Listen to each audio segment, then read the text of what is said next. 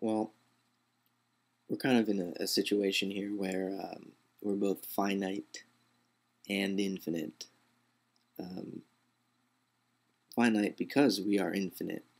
It sort of becomes a necessary possibility as soon as infinity is considered, that the infinite would also be finite, or that God, and I'll just use that word because we all know what it means in one way or another.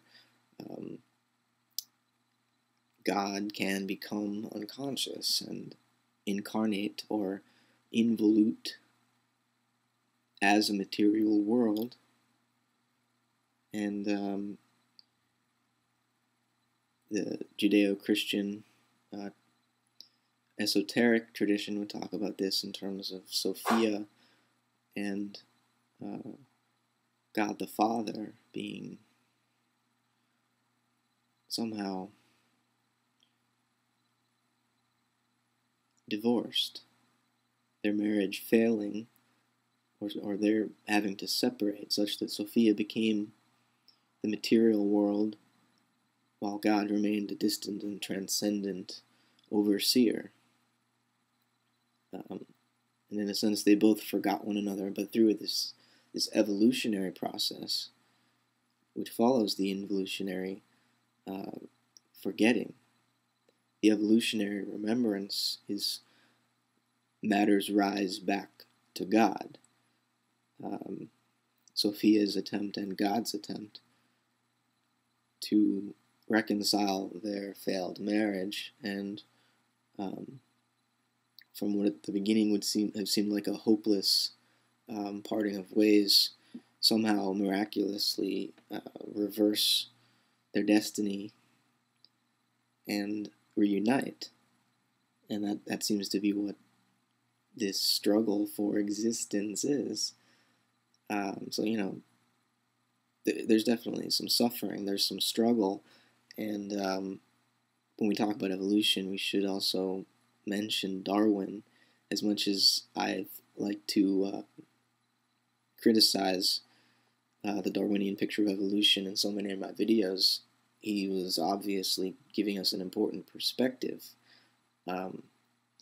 even so. And there is death, and through death there is birth. And karma, it seems it's such a negative word. Nobody wants to have any of it. But if you didn't have any karma, you wouldn't exist. You wouldn't evolve.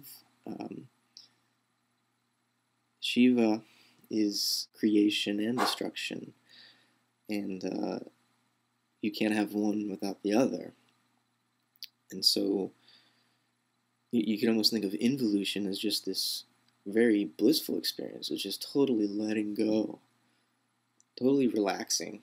And evolution is this attempt to stand up straight again and regain your composure. It's a struggle. It's a fight.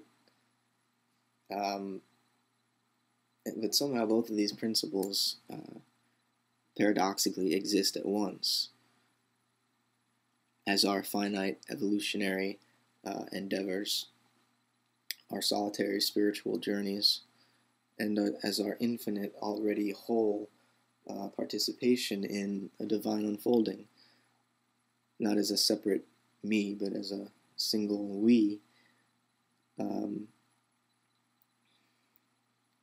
And so then there's the other problem of this whole thing being my dream, because that's true, but the my, or the me, or the I that I am talking about, who's dreaming, is none other than the one who's dreaming your dream as well. If there is a lucid dream going on right now, it's not mine or yours, but ours. We're all sharing it. That would be a full awakening to the reality of the present moment. So God became flesh, and flesh returned